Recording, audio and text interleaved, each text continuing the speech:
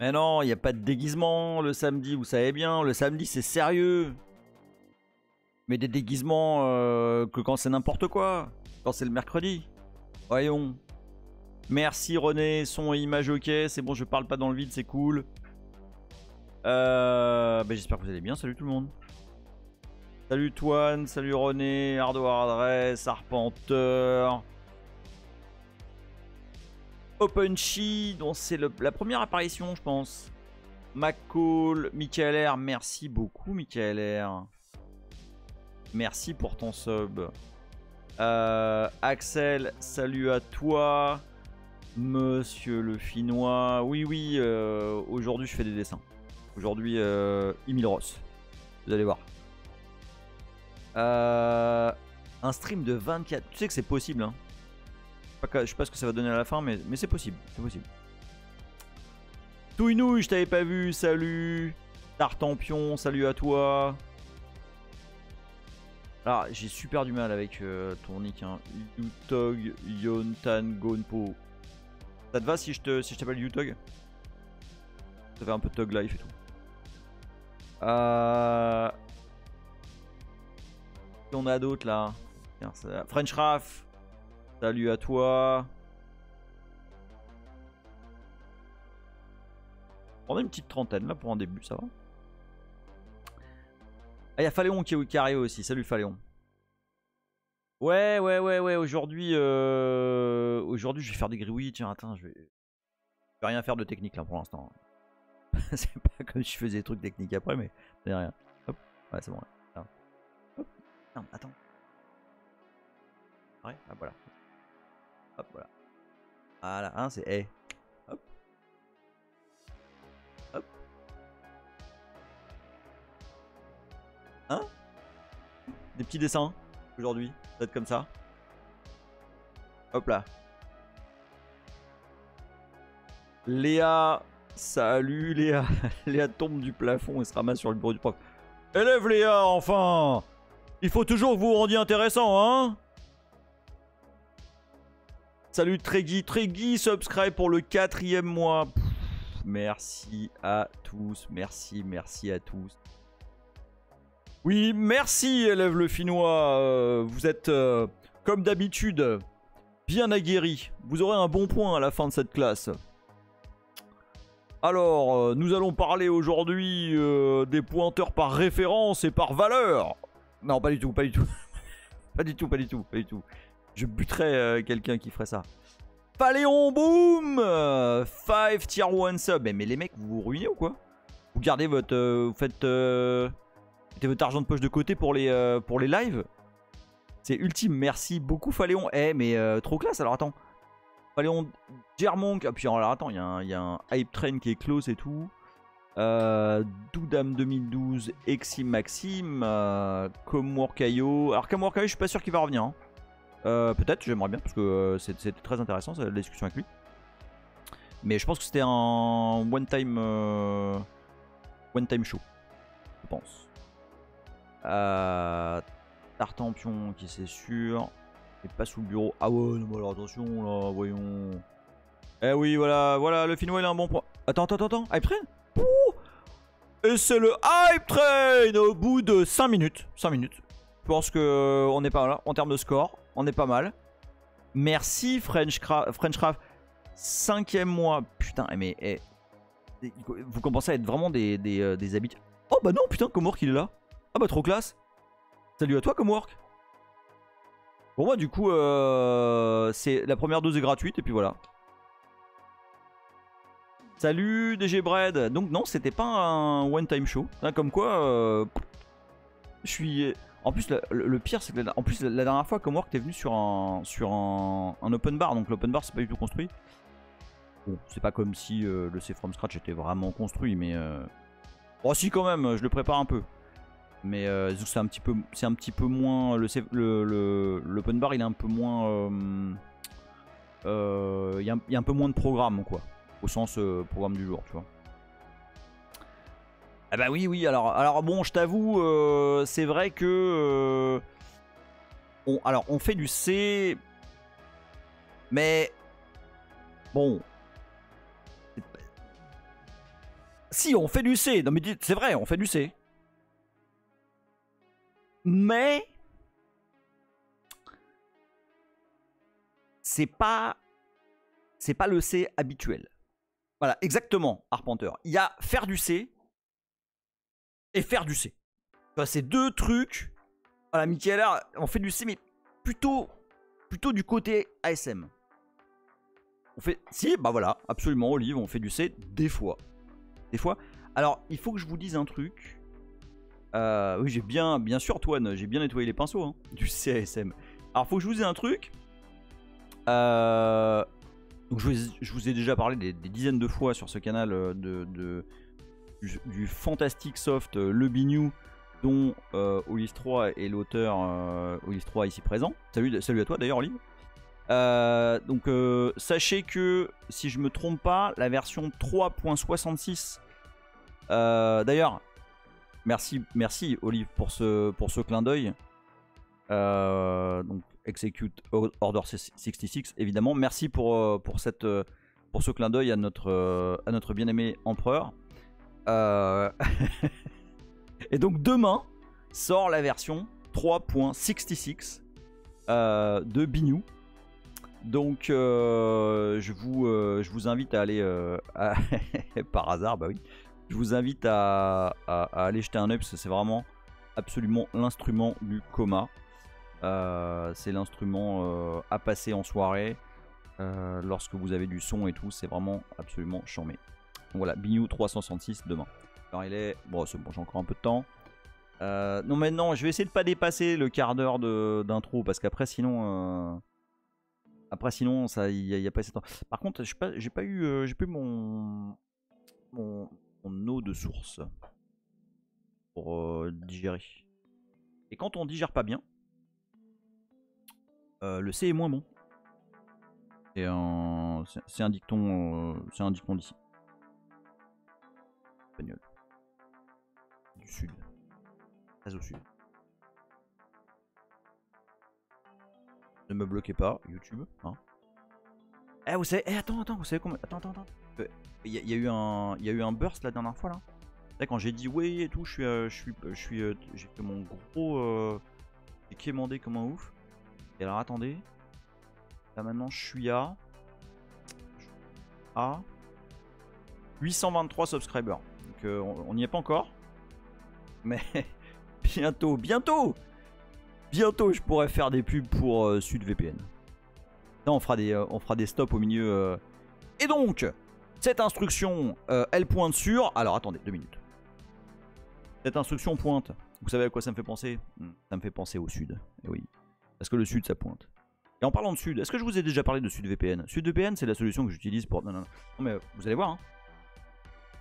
Les pubs VPN du professeur. Oh putain, c'est bon ça. Une pub SudVPN par le professeur Fomblu. Et vous savez quoi? Si jamais j'ai des sponsors, un jour, dans 10 ans, quand j'aurai 1001 subscribers, U-Block Emile. Et si jamais j'ai des sponsors en C4, je ferai et je m'engage. Deuxième Hype Train, c'est quoi? Ah non, c'est parce qu'on a Succeed. C'est parce qu'on a Non. Level 2 Hype Train Emote. C'est quoi? C'est parce qu'on a fait un... Mais non, on n'a pas fait de... Non, c'est le Hype Train de tout à l'heure. Allez, je vais faire un petit shoot. Ok, je m'engage. Au moment où j'aurai des sponsors et tout, le truc de ouf. Les pubs, je les ferai faire par le professeur Fomblu. Sans déconner. Guidi, attends, ça coûte combien pour être sponsor de ce stream? Mais je sais pas. Non, mais c'est sur YouTube. Ah, ceci dit, non, je peux avoir des sponsors ici. Hein. J'essaye de faire des appels du pied à des marques que je connais et tout là. Vous avez vu sur Twitter. Salut Hazel. Non mais je sais pas, ça pourrait être une marque de micro, une marque de je sais pas, d'écran, de clavier. Un certain Lénard propose... Bah non. Ah non. Bon, ouais non. Bah, ça pourrait être... Qu'est-ce que j'accepterais pas? Bon bah évidemment j'accepterais pas Microsoft, hein, ça c'est clair. J'accepterai pas de façon générale d'OS sale, ouais, ça c'est sûr. Est-ce que j'accepterai Red Hat? J'accepterai Red Hat parce qu'à la fin, vous avez parlé NordVPN, bah non. Ah moi je sais pas, pourquoi pas. J'accepterai Volvic. Franchement, crédibilité zéro quoi. Vous voyez, avant chaque début de stream, je prends un shot de Volvic. Non mais crédibilité zéro quoi. Il y a qui dit je me permets de prendre un premier contact en vous contactant directement sur Twitter. Je suis XXX de l'équipe marketing de YY. Je sais pas comment ça se passe. Je sais pas comment ils te contactent. Ah Windev. Oh, t'imagines l'horreur. Windev. Windev, je suis blacklisté depuis très très longtemps chez eux. Hein. Windev, je pense normalement Léa, tu te rappelles de Windev à Solution Linux. On leur a rendu visite quelques fois. Dans un état un peu second. Windev ils ont pris très cher hein, Solution Linux. Eux c'était un des stands qui ont pris le plus cher. Hein. Mais ouais, mais moi aussi, j'imagine bien Ardoardas la scène avec une bouteille de Volvic. Ouais, mais je sais pas ce qu'ils foutaient là, Toine. Non, mais ils étaient vraiment, ils étaient à Solution Linux, hein. Windev là. Je sais même pas si leur truc fonctionnait sous Linux ou pas, j'en sais rien. Oui. Non, mais je vous promets. Et en plus, c'est il y a longtemps, hein, donc je suis pas sûr du tout. Je suis pas sûr du tout que leur truc tournait sous Linux ou ça. Je sais pas ce qu'ils foutaient là. En même temps, il y a bien eu, Microsoft au tout début qui venait alors qu'ils avaient rien à montrer. Hein. Donc, tiens, il y a eu, comme il y a eu des questions la dernière fois là, Apple était venu. Putain, je me rappelle même plus. Comme Workayo qui dit ouais, je me souviens quand j'étais dans l'équipe DVP, ils portaient plainte pour diffamation quand il y avait des gens qui râlent dessus dans les forums. Oh putain. Classe. Ouais, tiens, ça me fait penser. Il y a plusieurs d'entre vous. Alors, il y a Pouette. Peut-être McCall aussi, je suis plus sûr. Qui voulait que je leur montre. Donc, ce sera pas là, hein, ça sera plutôt mercredi.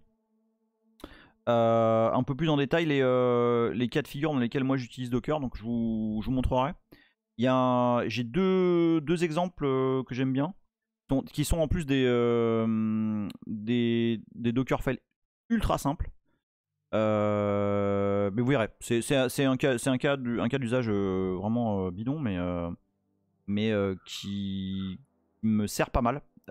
Et j'ai trouvé que c'était très approprié pour ça. Voilà, il est 15h14, nous sommes 40, c'est pas trop mal. Non, mais non, c'est pas de la sponsor, on m'a posé des questions.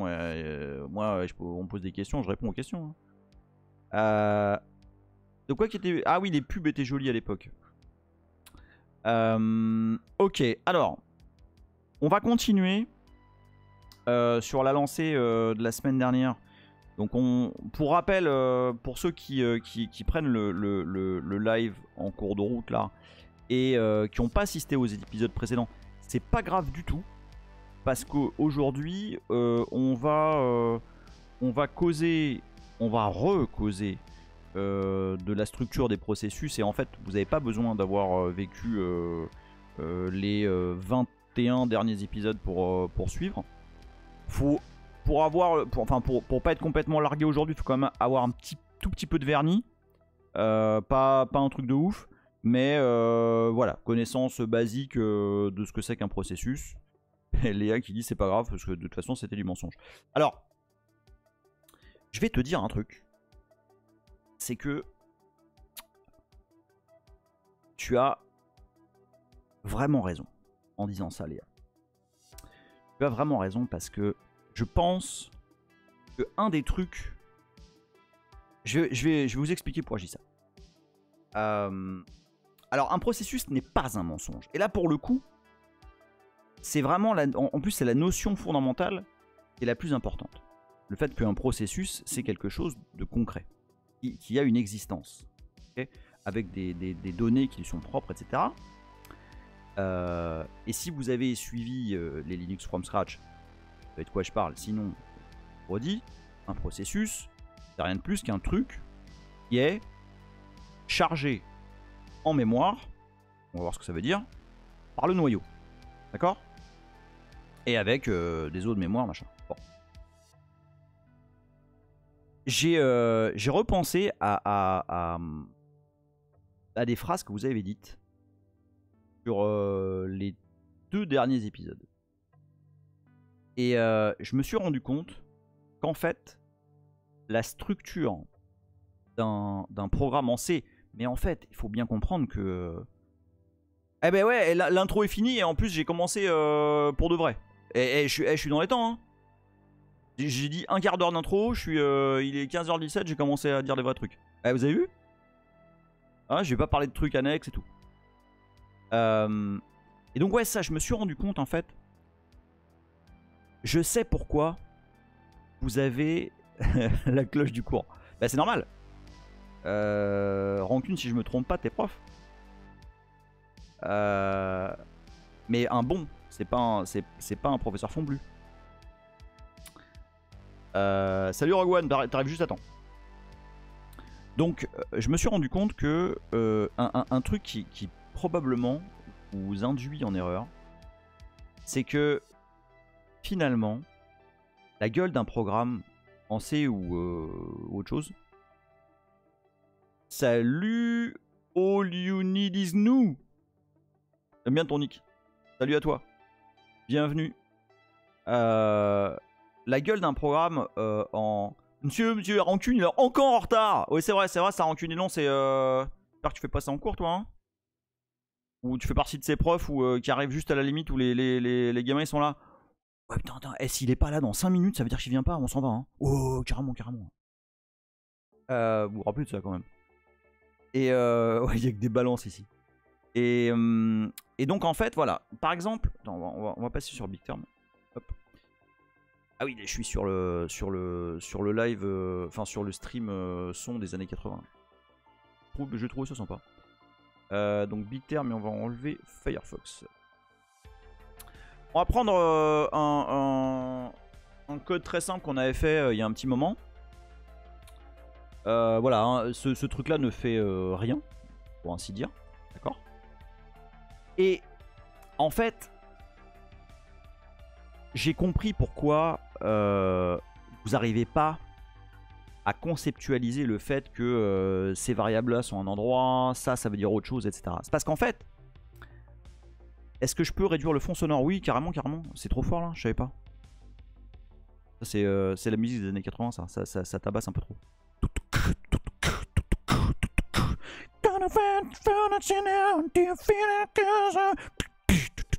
C'est comme ça. Donc forcément c'est un peu... je fais hyper bien la musique des années 80. J'ai détesté les années 80 pour info, je vous le dis. Salut pouvoir du nain.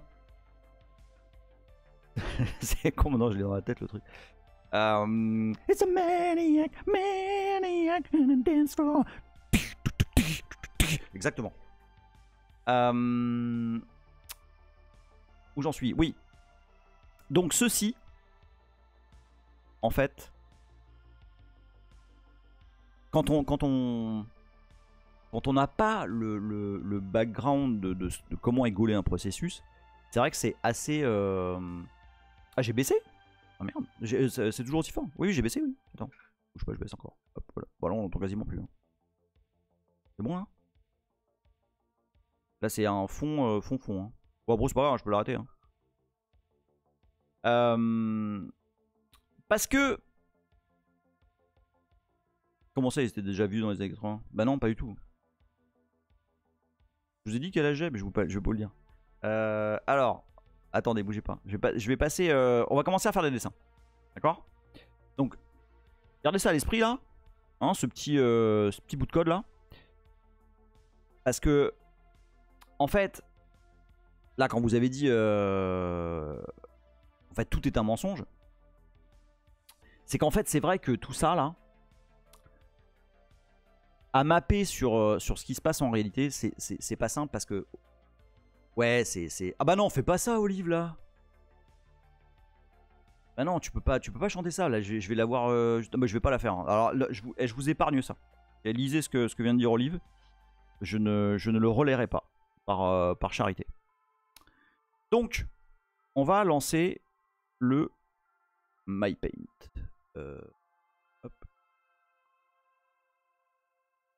Qu'est-ce qui se passe? Hop. Ça, on en a déjà parlé dans les Linux from scratch. Qu'est-ce qui se passe lorsque on démarre un processus? Lorsqu'on démarre un processus, le noyau, oula, ah super droit, le noyau va créer de tout un espace d'adressage. Non, je ne suis pas ivre. Faire une ligne. Le noyau va littéralement créer un espace d'adressage qui s'appelle un espace d'adressage virtuel. Ça veut dire quoi que cet espace d'adressage est virtuel? C'est qu'en fait, là ici, on a un certain nombre d'adresses.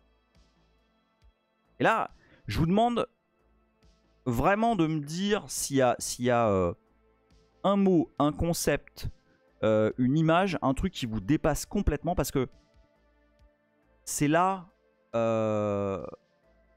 c'est vraiment là que ça se passe. Et on va vraiment aller découvrir où les choses se placent et pourquoi elles se placent là. Ok? Donc lorsque le noyau démarre un processus, ça veut dire quoi virtuel? Ouais, bah non, mais t'as raison. Non, mais attends. Hazel, c'est absolument pas con ta question, justement. Et j'allais y venir. On appelle ça un espace d'adressage virtuel. Ok? Donc virtuel, ça veut dire que ça commence toujours en 64 bits à 0x 4, 1, 2, 3, 1, 2, 3. Et ça finit toujours à je ne sais plus, beaucoup. Ok? Ici, ça fait 64 bits. Je sais plus c'est quoi l'adresse la plus haute. Ah ok, bah alors je coupe la musique. Ouais, non, parce que là, il faut se concentrer. Donc ouais, je vais couper la musique. Ok, hop, allez. Ta gueule les années 80, de toute façon, j'aime pas ça. Voilà. Hop. Donc, ici, le noyau crée de toute pièce un espace d'adressage, d'accord? Et en fait, pourquoi on appelle ça un espace d'adressage virtuel? C'est parce que, évidemment, lorsque un processus démarre avec cette base adresse et qu'un autre processus est démarré avec la même base adresse, vous comprenez bien que si c'était la même case mémoire dans votre RAM, ça foutrait un petit peu le bordel. D'accord?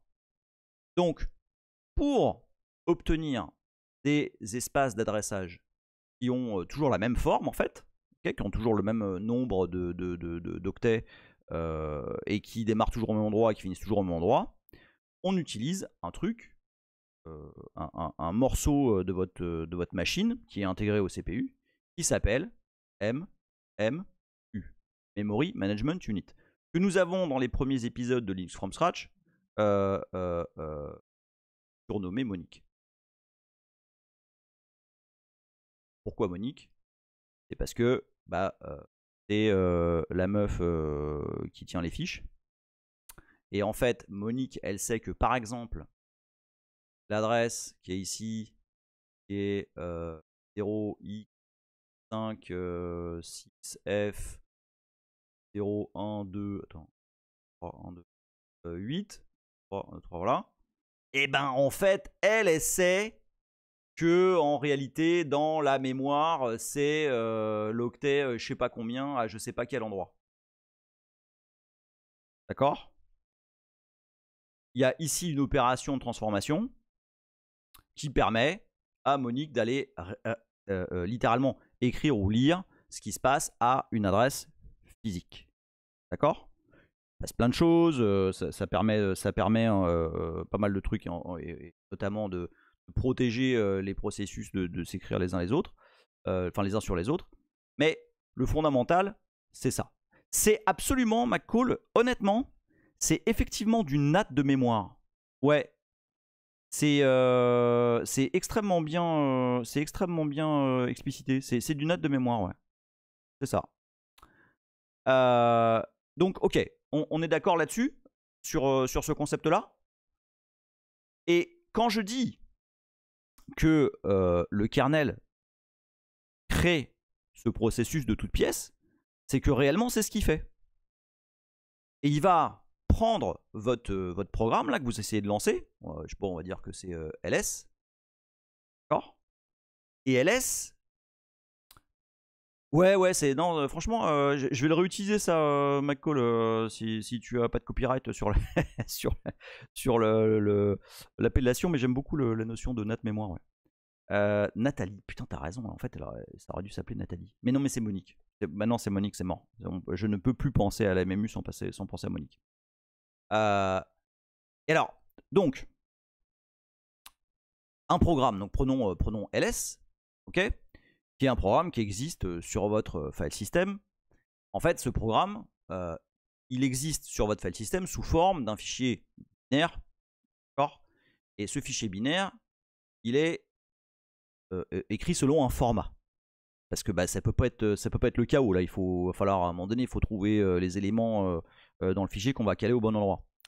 Et le format auquel il est écrit, c'est le format ELF. D'accord? Et dans ce format ELF, il y a plein d'infos. Entre autres, les infos qui sont inscrites dans le programme par le compilateur et le linker. D'accord? Le compilateur, par exemple, GCC. Ah tiens, c'est un petit peu trop... je déborde un peu sur les côtés là. Ça, bon, j'ai rien écrit sur la gauche et sur la droite, mais par contre, il faut que je serre un peu plus.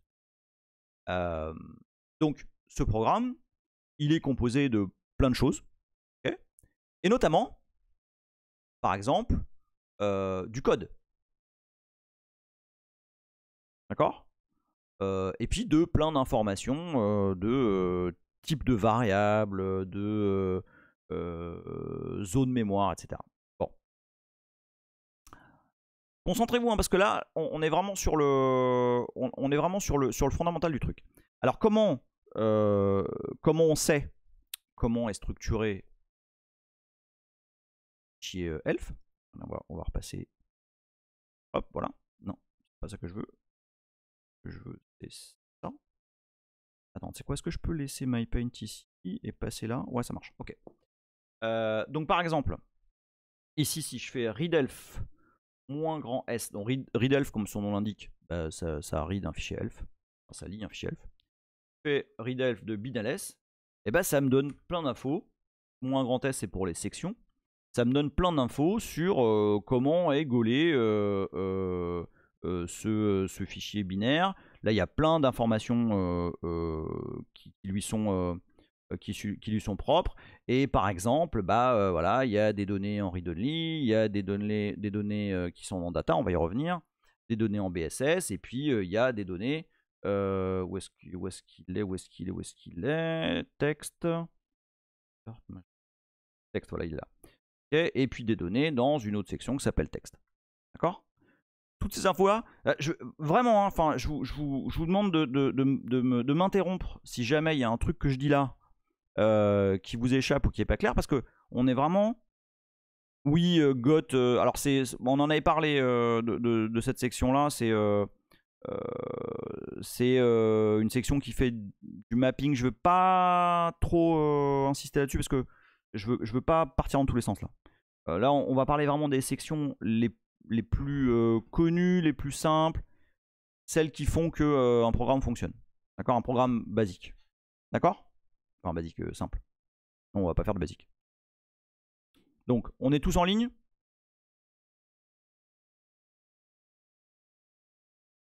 C'est bon? Léa, Phaléon, Hardware Adresse. Michael R, c'est bon de ton côté. Hazel, c'est bon. Phaléon, c'est bon. Ok. Donc, on a ce fichier. Ok, c'est littéralement un fichier. Qui, lorsque on l'appelle depuis notre shell, va être lu et interprété par le kernel, qui lui va faire, regardez, je vous fais un petit mime pour que mime, M-I-M-E, hein, pas M-E-M-E, hein. Le kernel va faire quoi? Le kernel va faire. Alors, voyons voir, qu'est-ce que j'ai là? Alors, la section texte, ok, les sections texte, ça va là. Ah oui, de data, ça va là. BSS, ah bah tiens, il y a des variables initialisées lui, tiens. Hop, boum, c'est par ici. Ok, puis là, on va réserver ça. D'accord. Et puis là, par là, ça va être la stack. Ok, elle va démarrer là, la stack. Ok. Allez hop, on envoie, c'est parti là. Un exécutable pour la 16, s'il vous plaît. Ok, ça se passe comme ça. Si vous vous rappelez le Linux from scratch, on a regardé la partie du kernel qui faisait ça, hein, dans execve, et puis après la lecture des fichiers elf. D'accord? C'est vraiment, c'est absolument comme ça. Le code fait ça. Le code du kernel fait ça. Donc, qu'est-ce qui se passe? On reprend Paint. Hop. Qu'est-ce qui se passe? Oui, mon stylo est là. Antoine kernel, hein, vous vous rappelez, le kernel s'appelle Antoine. Antoine kernel va prendre la portion de code qui est là. Et puis il va la foutre là. Hop. Ici, là, en bas. C'est texte. Ah bah oui, Antoine, tu savais pas, mais le kernel s'appelle Antoine. Depuis un certain temps maintenant. Il y a eu des questions là, attends. Alors moi je pensais effectivement, Michael R, que macOS utilisait Elf parce que j'avais lu un truc comme quoi ça utilisait l'Elf. Et puis apparemment non. Mais après je suis pas spécialement fort moi en Mac donc. Et Comorkoy qui dit j'étais en train de voir si je peux installer Readelf sur Mac. Je pense que oui. Je pense sincèrement que oui. J'avais un accès sur un Mac à un moment donné puis là j'en ai plus.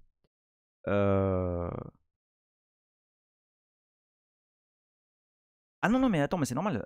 Attends. Comment ça, comme workout, tu vois pas le live? Vous voyez tous les dessins et tout là? Parce que là, que je sois pas là, c'est normal. Parce que j'ai mis MyPaint. Salut. Mais par contre, la vidéo, normalement, elle fonctionne. Hein. Vous me dites hein, s'il y a une. Ah, tu ne vois pas comme work? Ok.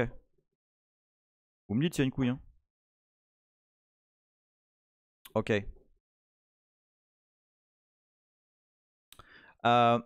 Donc, note troll. OS X est toujours sale du point de vue de d'ISGCU. C'est toléré. C'est toléré. OS X est toléré. Pour une raison qui est que effectivement le site ou en tout cas leur Git opensource.apple.com est quand même sacrément bien fourni et puis on les a taxés de vouloir vampiriser l'open source en piquant comment c'est le truc d'impression là, je me rappelle plus. En bref, ils ont internalisé ou en tout cas embauché plein de gens qui travaillaient sur des projets open source et puis finalement ils continuent à les payer. Et... Ouais, Cups, voilà ça. Merci Michael R. Finalement voilà, enfin les projets continuent à vivre, ça marche, voilà. Donc bon, j'ai levé le pied un peu et donc OS X est toléré. Voilà. Et bah ok, pouvoir du non, c'est pas grave, c'est cool d'être passé en tout cas. Donc ok, donc on est d'accord sur le fait que voilà, le kernel va prendre ce fichier-là, qui est formaté d'une certaine façon avec des headers que lui connaît, et du coup il sait se balader dedans, et il sait reconnaître quel type d'information il y a à quel endroit, et puis il va les dispatcher dans différentes sections de la mémoire virtuelle. D'accord? Un bout dans texte, et puis là il va mettre data, et puis là il va mettre BSS, et puis là il va rien mettre du tout. Ok, là ça va être la heap et les librairies qui vont être chargées dynamiquement avec Nmap ou potentiellement de l'allocation dynamique supérieure à, vous vous rappelez, 128K, et donc ça va passer aussi par Nmap et ça va être alloué ici dans ces régions là. Et puis il va dire attention, à partir de une certaine adresse, c'est la stack. Stack. Et merde, attends, j'ai écrit n'importe comment. Hop. Tac. Okay. C'est le kernel qui dit attention à cette adresse là, c'est la stack qui démarre. C'est la stack qui redémarre. On est d'accord? Michael R, je suis toujours perturbé par le segment de texte. C'est bien le segment qui contient du code. Oui, oui, oui, oui, oui. Absolument. Salut Blazniok. Bienvenue à toi. Oui, oui, oui. Alors, c'est horrible. Hein, je suis d'accord. À chaque fois, je le dis. Avoir nommé la section texte, enfin la section de data, texte, enfin pas data, de code texte, c'est particulièrement con. On est absolument d'accord. Salut Doudam 2012. Alors attends, Ardora, je dis plus 1, data pour moi c'est pas parlant. Tu vois, ici là, cette section là, alors, en fait, ces 3 sections là, elles sont strictement toujours, enfin c'est une utilisation absolument, on va dire standard quoi. C'est-à-dire que ici, la place d'écrire. Ouais. Ah d'accord, ok, tu appuies à ce que disait Mickaël. Ce qu'il faut comprendre, c'est que ici là dans texte, non on voit pas ma tête. Il y a pas de, non il y a pas vraiment, il y a pas de cosplay aujourd'hui. En général le samedi je fais pas de cosplay. Hein. C'est plutôt le mercredi où je je suis en joie et je fais des trucs. Hein, bon, je suis aussi en joie le samedi, mais différemment. Salut Julien. Le samedi, on est sérieux, c'est ça. Ouais. Donc, il faut bien comprendre un truc. C'est que ici, là, dans texte ici, quand on dit que c'est du code, ok, c'est pas du C, là. Ok, ici, on n'a pas main, machin, là, pas du tout. Hein. Ici, quand on dit qu'on a du code, c'est littéralement du code. C'est-à-dire, on a du code machine, okay, équivalent de l'assembleur. Absolument, Phaléon, c'est de l'hexa. Hein, ici, on va avoir 04, E8, 42, machin, etc., etc., etc., qui sont des instructions qui sont lisibles et surtout interprétables par le CPU. D'accord? C'est de l'opcode, absolument, Léa. Macall qui dit c'est pas elf. Attendez, il y a une sorte de déluge dehors là. Putain. Eh, vous savez quoi? Je fais une parenthèse là, ça n'a rien à voir. Oui, c'est le code de Michel Processus. En fait, vous savez que ça fait. Donc j'habite en Espagne, hein, pour ceux qui ne savent pas. Et j'habite dans une région, comme je l'ai dit mercredi, qui théoriquement a 300 jours de soleil par an. 320 jours même, je pense. Et alors, I shit you not, ça fait maintenant, c'est la 3e semaine où il flotte, il fait gris, c'est immonde. Alors, normalement, c'est Tatooine dehors, mais là, pas du tout. Là, c'est plutôt Camino. C'est plutôt comme ça. Voilà. Ouais, je suis dans les 50 jours, on va dire que c'est ça. Ouais, je sais, mes parents m'ont dit qu'à Paris, c'était nickel. Alors oui, alors tout à fait. Alors attends. Qui c'est qui a parlé d'opcode là, parce que de shellcode là, parce que c'est intéressant, ça, on en a parlé il y a pas longtemps. Bon, ah non, il y a Boulette qui veut venir derrière moi. Hop, pour ceux qui savent pas, Boulette c'est un de mes 2 chiens. Voilà, hop, boum.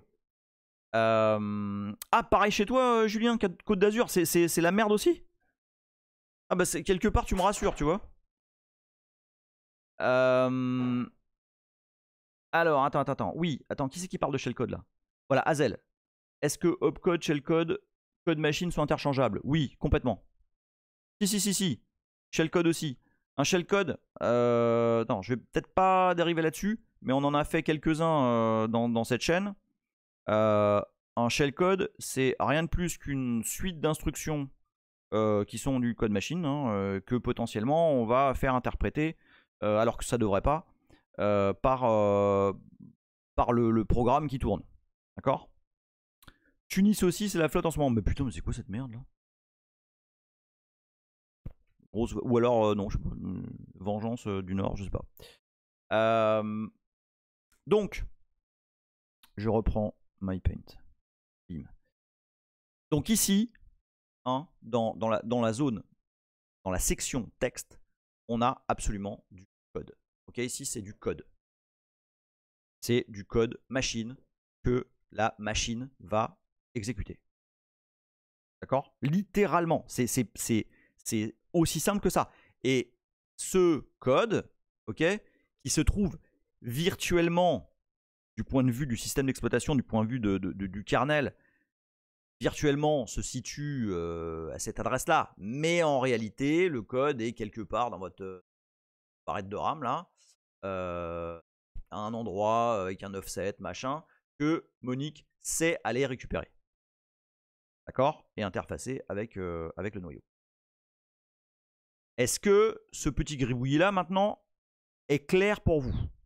Est-ce que ça, là, il faut vraiment que ce soit super, super clair, transparent, crystal clear, tout ça, tout ça.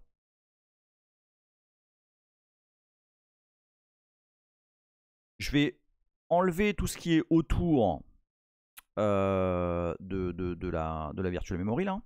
Enfin, si vous êtes tous d'accord avec moi. Pouinouille, ok. Petite question, la stack commence toujours à la même adresse ou ça dépend du processus? Alors en fait, ça dépend, pas du processus, ça dépend de tes options de sécurité. C'est-à-dire que de nos jours, l'adresse de la stack n'est pas prédictible, normalement. Il y a des petites astuces et tout, mais justement, l'adresse de la stack est random. Par contre, elle est toujours dans les adresses hautes du processus, de l'espace d'adressage. Michael R qui dit super clair, on est d'accord que Monique MMU avec la mémoire virtuelle, mémoire réelle, c'est pas du 1 pour 1, absolument pas. Parce que là, en fait, effectivement, si déjà, faut savoir qu'on s'adresse à Monique par bloc de 4K, ce qu'on appelle des pages. Et ensuite, là, j'ai fait une flèche vers la RAM, mais en réalité, la MMU est aussi capable d'aller taper sur du stockage. C'est le fameux swap. D'accord? Et ça représente derrière un espace d'adressage virtuel, mais qui est masqué en fait. D'accord?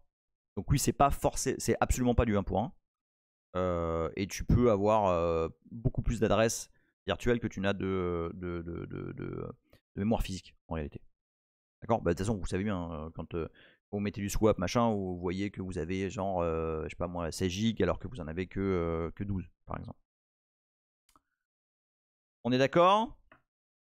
Proxy mémoire. Ouais, c'est pas mal aussi. Ouais, bah, on est un peu dans la notion de. Toujours dans la notion de NAT. Hein. Boire un peu d'eau. Hop. Car. Après 44 minutes de live, souvent, j'ai soif. Alors je bois l'eau de source, machin, qui me fait sentir beaucoup mieux et qui met les sections bien en ordre dans ma tête. Alors on continue. Donc ça va me plaire ça. Donc on revient. La pub Béon t'aimait. Ok, donc si ça c'est clair là, déjà on a fait un grand pas en avant. D'accord? Maintenant, vous êtes sûr que c'est clair? Vous voulez que je le screenshot ça? Je vais le screenshot. Je le mettrai tout à l'heure sur Twitter. Mettez-le si vous voulez. Hein. Hop. Un. Un.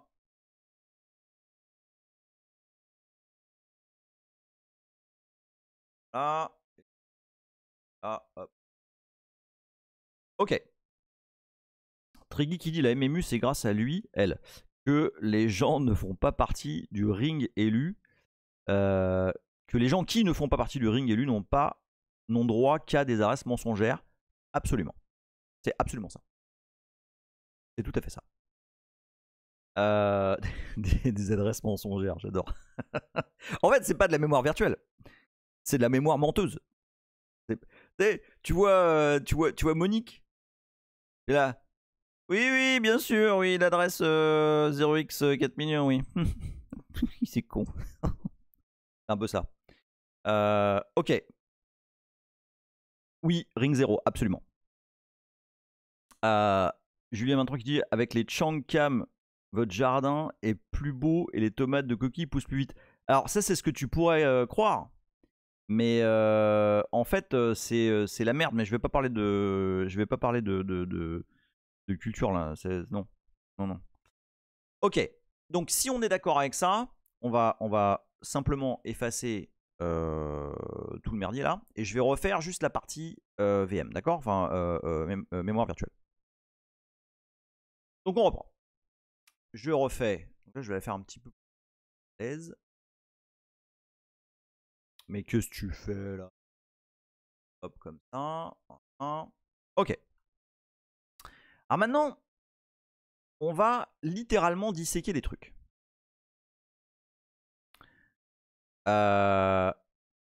Ici, donc, on a dit la section la plus basse. En fait, en réalité, c'est un segment une fois que c'est chargé. Le segment le plus bas, c'est le segment texte dans lequel on a dit il y a du code exécutable. D'accord? Ce code exécutable, c'est littéralement les parties de votre programme qui font des trucs. D'accord? Donc par exemple, lorsque je fais... on se concentre, hein, parce que là on va justement dans le détail des trucs où la dernière fois vous étiez un petit peu largué. Alors, par exemple, lorsque je fais... qu'est-ce que... Attends, comment je vais faire ça? Bon, je vais en prendre un... Tiens, non, je vais reprendre... Oh. Allez, on va appeler ça où qu'il est. Où qu'il est.c. Voilà. Donc lorsque je fais mon main, ok. Hop, int main, machin, puis je vais rien faire dedans. D'accord. Lorsque je fais ça, bien, ça. Ok. Lorsque je fais ça, monsieur, ça babarde au fond, on n'arrive pas à suivre. Bon, alors, dis donc là, hein? Ça suffit. Je fais sortir qui là? On se calme, hein? En plus, c'est toujours le même. Oui, c'est vrai. Hein? Bon. Alors, regardez bien, regardez bien. Artesian Dream qui dit je bavardais pas, je dormais. monsieur, c'est la Linux, c'est Hardwarelas. Ah bah bravo. Ah bravo, hein, toujours les mêmes, hein. Bon. Alors ça là, à votre avis, est-ce que c'est du code? Ah. Réfléchissez. Pensez-y sérieusement là. Introspection. Petite musique relaxante.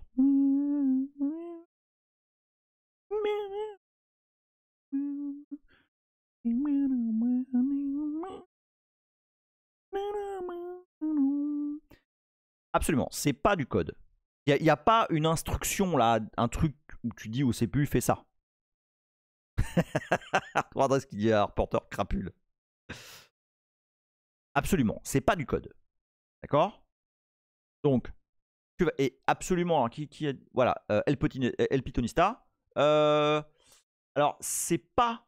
Si, absolument, t'as tout à fait raison. T'as tout à fait raison, El Pitonista. C'est un truc qui va se trouver en BSS. Ok? C'est quelque chose c'est une variable qui n'est pas initialisée, machin. Donc, on va réserver de la place dans BSS. Et là, on va réserver 4 octets. Ok? Pour mettre un int. Et alors, ce qui est important, hein, dans ce que je viens de dire, dans la phrase que je viens de dire, c'est on va réserver 4 octets. Parce que, en fait, je vous jure, BSS, c'est... c'était quoi déjà? Je me rappelle. Non, je sais plus. Et c'est marrant, à chaque fois, je la perds, quoi, la définition. Je sais pas. Je la retrouve. Si quelqu'un le sait de base, là, vous me le dites. BSS. Hey, il y a le search, il est encore en violet. Block starting symbol. Pour ça, je me rappelle pas, ça veut rien dire. Block starting symbol. Pourquoi ça s'appelle comme ça, je sais pas. Non, static vide. Ouais, non. Voilà. Attends, où j'en suis là? Oui, c'est ça, c'est ça. Alors, Ah, attendez, regardez, regardez bien, regardez bien. Ce qui est important. Mais non, mais même pas. Je sais pas. Il y en a, ça rentre pas. Tu vois, autant en BRK, c'est très clair. Pourquoi? Parce que c'est très explicite. C'est le programme break. C'est là que ça break. C'est là que tu. C'est là que t'as la zone inconnue, quoi. Le void, tu vois. Non, non, c'est pas ce void là, c'est un autre. Bref, ce que je vous dis, c'est que. Où il est là. Ce que je vous dis. Donc j'ai dit, nanana, des octets. En fait, ici, là, tout ça, là. Tout ça, là. Tout ça, c'est des octets, tout ça, là. Ok? Ici, à l'adresse 0x4 millions, eh ben, t'as l'octet 4 millions 1, 4 millions 2, 4 millions 3, 4, nanana, jusqu'à tout ça. Encore une fois, je me rappelle plus où c'est. Enfin, l'adresse autre. Donc, là, à chaque octet, il y a potentiellement de la data. Et puis, bah, potentiellement, à l'octet, je sais pas combien, 0x 500, 5 280 A F 8 0. Ben, peut-être là, il y a le I. Il y a les 4 octets du I. Donc, 1, 2, 3, 4. D'accord? Et que quand notre programme va faire des trucs là dans texte, et qu'à un moment donné, il va dire I égale 8, et ben ici, ça va mettre 8. 0, 0, 0. Ok? Vous me suivez là? Ce que je suis en train de vous dire, c'est que tout ça, c'est des cases. C'est des milliards et des milliards de cases dans lesquelles on met des trucs. Et bah tout ce qu'on dit, c'est que bah voilà, à l'adresse machin. En fait, l'adresse machin, c'est une case. C'est un tableau, exactement. Alors c'est un énorme tableau, c'est un gigantesque tableau. Et chaque bah ouais. Et chaque case du tableau, bah, c'est une adresse différente. Hein, l'adresse 4 millions 1, 4 millions 2, 4 millions 3, blablabla. Et quand on dit que ben, à l'adresse 0x7 928 704A, il y a par exemple un B, ok, qui a l'adresse 700, c'était quoi, c'était un 4 ça? Ouais. 74B, il y a un O. Et puis à l'adresse 74C, il y a un autre O. Et ben c'est que lorsque tu pointes ici, okay, tu as une chaîne de caractères qui est BOO. Okay, et que généralement tu finis par un backslash 0. Donc à l'adresse 79 28 74A, il y a ça. D'accord? Et l'adresse de cette chaîne, bah, c'est ça. Est-ce que vous voyez où je vais là? Est-ce que vous comprenez là la nébuleuse là, le truc où finalement tout ça c'est juste un putain de gros tableau?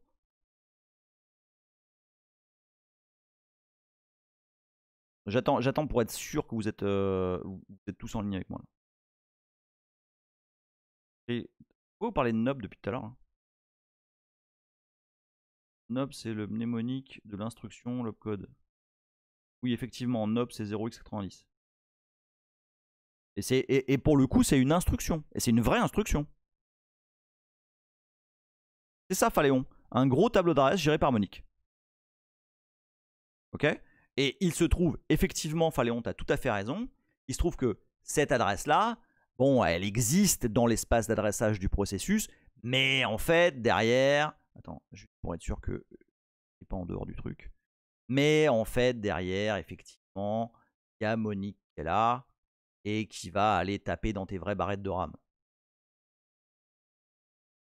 D'accord? Ah, d'accord, ok. Toi, tu voulais dire nob, tu voulais dire non, et puis en fait, nob, c'est une instruction. Oui, d'accord. Ok? Et ça, là, en vrai, c'est pas compliqué. C'est imaginer, c'est absolument ça. Hein. Je pense que c'est Ardoras qui a dit ça. C'est un tableau. C'est juste un tableau. Ok. Et puis bah, il commence là. Puis il finit là. Voilà. Et là, tu as 0, 1, 2, 3, jusqu'en haut. D'accord? Et il se trouve que dans les n premières cases de ce tableau, eh ben, il y a du code. Exa, que le CPU sait lire. 0, 4C. D'accord? Au-dessus de cette section, il y a une autre section qui s'appelle Data. Si je faisais ceci, merde. Si je faisais ceci, I, non, j'ai dit, attends, là. Hop, voilà. Si je faisais ceci, I serait ici. Parce que dans la zone, dans la section data, on met les variables initialisées. Les variables globales ou statiques, on y reviendra, initialisées. D'accord? Alors attends. Là. Int I, BSS, int 0, data, tout à fait. Attention, pour des variables globales ou statiques, ce qui revient à... oui, je peux ajouter. Alors, une légende. Comment quel type de légende tu veux que j'ajoute là? Parce que finalement, c'est à peu près. Je sais pas. Ici, là, peut-être. Attends. Ici, là, je mets. Global.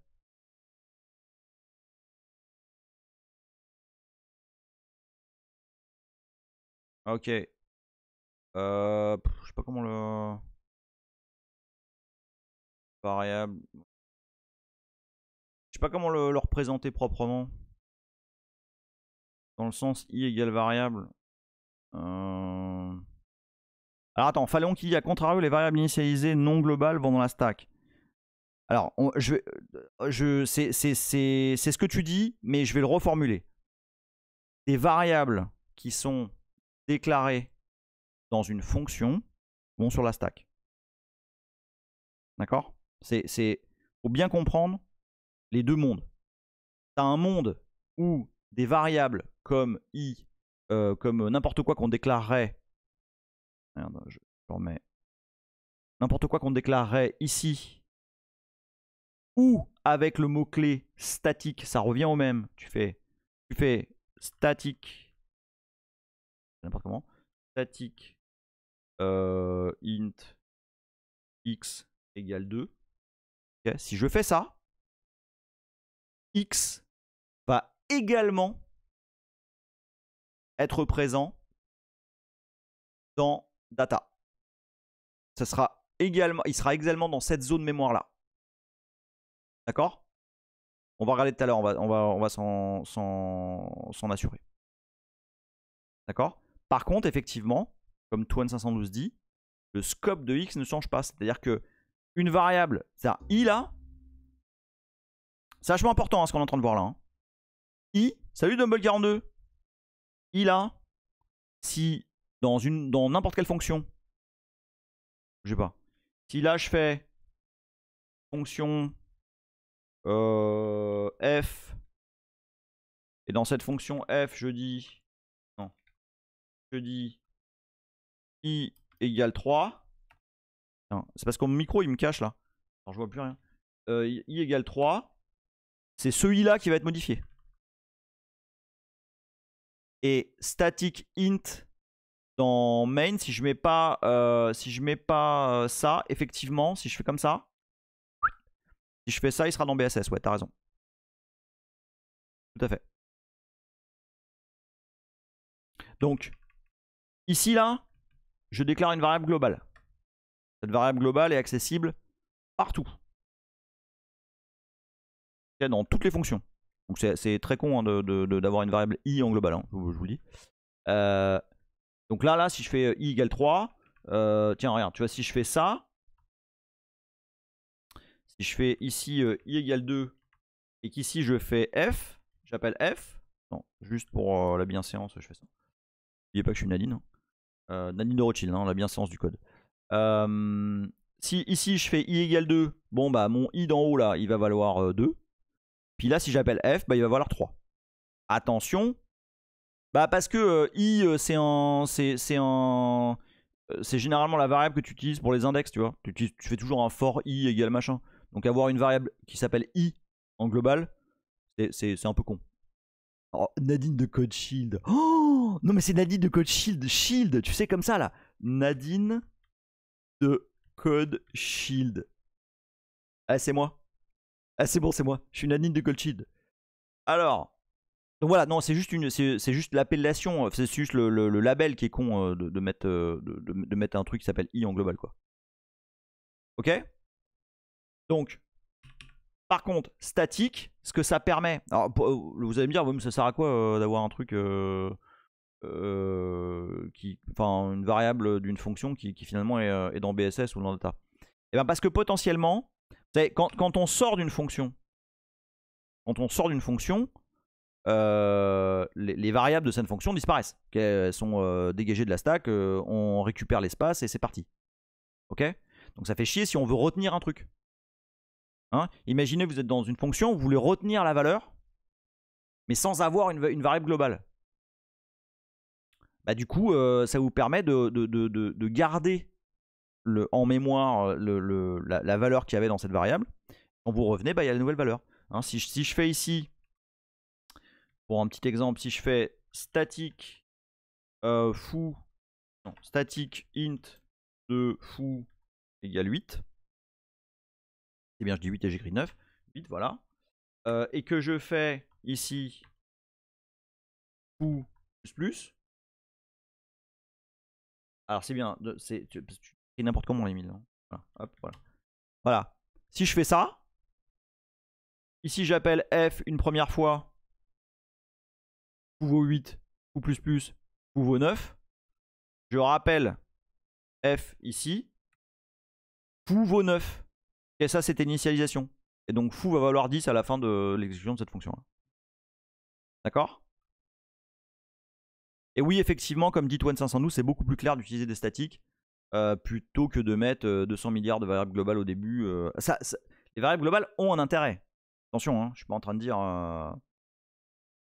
Alors, Michael R, il y a ce statique-là, donc le statique qui concerne les variables dans les fonctions. Il y a un autre statique qui est avant une fonction. Tu vois, ici, si tu fais ça. Alors, c'est pas tout à fait pareil. En fait, moi, c'est même pas du tout pareil. Si tu fais statique n'importe quoi à ta fonction, ce que ça dit, c'est que quand tu vas compiler ton code, cette fonction ne va pas être visible par les autres objets, par les autres codes, par les autres points hauts de ton programme global. D'accord? Il n'y a que ce point haut qui va avoir le droit d'accéder à cette fonction-là. D'accord? C'est deux choses différentes. On est bon ou pas? C'est bon pour statique? Je vais reprendre les ribouillis. On est bon? Tout le monde a suivi là? Vous me dites, hein, c'est... Parce que là, vraiment, on est sur le... On est sur le fonctionnement réellement de où se placent les choses en mémoire, quoi. C'est vraiment ça. Ouais, le recyclage du mot-clé, c'est clair, c'est un peu relou. Ouais. Olive3 qui dit: je sais que c'est pas le scope de l'épisode, mais les variables statiques globales alerte danger dans du code multithreadé. Oui, c'est tout à fait vrai. On va pas en parler maintenant, mais bon, faut faire très très attention aux variables globales. Léa qui dit: c'est juste pour static func, je suis pas sûr d'avoir compris l'utilité. Ben, en fait, imagine que, je sais pas, t'as une fonction qui s'appelle, je sais pas, private, je sais pas quoi, ou je veux pas donner l'exemple final, mais Imagine, tiens, ça y est, j'ai un exemple. Imagine que pour une raison ou pour une autre, tu as une très bonne raison, tu veux appeler ta fonction open. Si tu compiles ton truc, ton programme comme ça, bah t'as aucune chance que ça passe parce que ça va dire bah non, open ça existe déjà comme fonction, c'est dans la libc, dégage espèce de Romano. Tandis que si tu fais ça, open va être localisé à ton point O et tu auras parfaitement le droit de nommer ta fonction open. D'accord? Ça localise ta fonction au point O courant. D'accord? Ça peut être très pratique. Et ça évite du coup d'exporter des fonctions. Ça marche comme de la surcharge. Oui, tu l'appelles. Pourquoi 2 points? Non, tu l'appelles open. Ouais, non, c'est ça. Là, si je fais. Là, ici, si j'appelle au lieu de F, je l'appelle open, ça marche. Non, ouais, non, on n'est pas sur le C++ là. Hein. On est, là, c'est du C, tout ce qu'il y a de plus naturel, etc. Hein. C'est juste une façon. Ah, si tu veux appeler le open de la libc, bah là, t'es baisé là. Si depuis ici, tu veux appeler le open de la libc, tu peux pas. T'as déclaré un open en statique ici, qui voilà, il va être disponible dans les symboles de ce point haut, etc. Et tu pourras pas appeler le open. Il y a des cas de figure. Je vous en montrerai. Ah bah oui. Alors, est-ce que ça écrase la référence? Je sais pas, mais alors Dumble il dit en fait tu peux, mais pas statiquement, ce sera dynamique. Ouais. Juste garder à l'esprit, c'est pas, évidemment faut pas faire ça. Hein. Enfin, là c'est un exemple un peu hardcore là. Mais gardez à l'esprit que ça permet de déclarer des petites fonctions, par exemple locales à des bouts de code qui n'ont pas vocation, par exemple, à être exportés. Je donne un autre exemple, plus simple. Salut le Bartoletti. Imagine, j'ai un meilleur exemple. Imagine, je fais une lib. J'écris une lib. Lib, je sais pas quoi, lib toto, machin. Bon. Cette lib, elle sert à, je sais pas, lire des trucs sur un stream, peu importe. C'est une lib qui sert à faire des choses un peu évoluées. D'accord? Lib menteur, la lib menteur, tiens, on fera ça, on fera la lib menteur. Donc c'est une lib, tu lui passes un paramètre et elle te renvoie du mensonge par rapport à ce paramètre. Bon. Tu vas avoir dans ta lib, toutes les fonctions vont pas avoir vocation. Salut El Pythonista, merci d'être passé. Dans ta lib, toutes les fonctions ne vont pas avoir vocation à être exportées. Tu vois, à être utilisées hors du scope de la lib. Tu vas avoir la lib menteur, par exemple, tu vas avoir mopen, mclose, mseek, etc. Et puis dedans, tu vas avoir des fonctions privées. Je sais pas. Alors j'aime pas le mot privé parce que du coup c'est. Ouais, c'est une sorte de private funk. Ouais, c'est ça. C'est ça. C'est tout à fait ça. Tu vois, tu n'exportes pas la visibilité de cette fonction. Tu l'utilises à l'intérieur de ton code, quoi. Olive qui dit, tiens, faudrait faire une lib LE. Ah non, une lib lie. Comme ça, tu links avec moins lie. Oh putain, ouais, grave. La lib lie. On verra, ça peut être rigolo, ça. Ouais, c'est ça, c'est une boîte noire, quoi. Enfin, c'est du code qui n'a vocation à être utilisé que au sein de ton propre programme. D'accord? Ah, IE, t'as raison. Moins LIE, bah oui, bien sûr. On est ok sur statique. Je veux pas y passer trop de temps parce qu'on va y revenir là-dessus. J'ai un plan sur l'utilisation de statique sur les fonctions, mais je voulais juste répondre que c'était... Oui, voilà, exactement, Dumble, c'est ce que je viens de dire. C'est pratique dans le cas d'une lib. Tout à fait. Ok? Ok, je reprends les petits dessins. Donc, notre i non initialisé, non, à toi. Il est non, initialisé, il est ici. Non initialisé, bah, il sera ici. Okay. Et tout ça, ce sont des sections qui sont explicitées dans le programme, dans l'exécutable, dans le fichier elf. Et le noyau prend toutes ces informations et il les place dans l'espace d'adressage virtuel. D'accord? Une fois qu'il a placé tous les éléments qu'il savait placer, eh ben, il déclare une stack à une certaine adresse. Ok? Il déclare le programme break à la fin de BSS. Donc je rappelle, le programme break, c'est là où démarre BRK. D'accord? Donc c'est là où les petites tailles de malloc ont lieu. Et puis ici, les zones de mapping avec mmap. D'accord?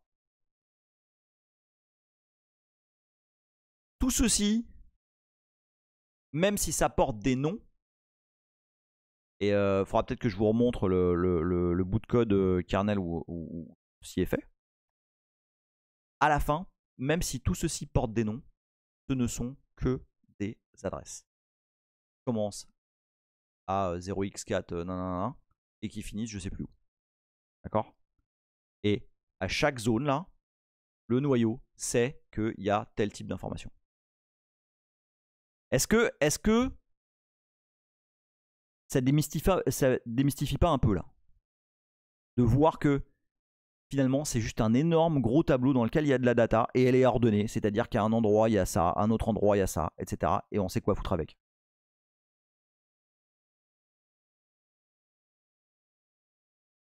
Des adresses plus des droits, tout à fait.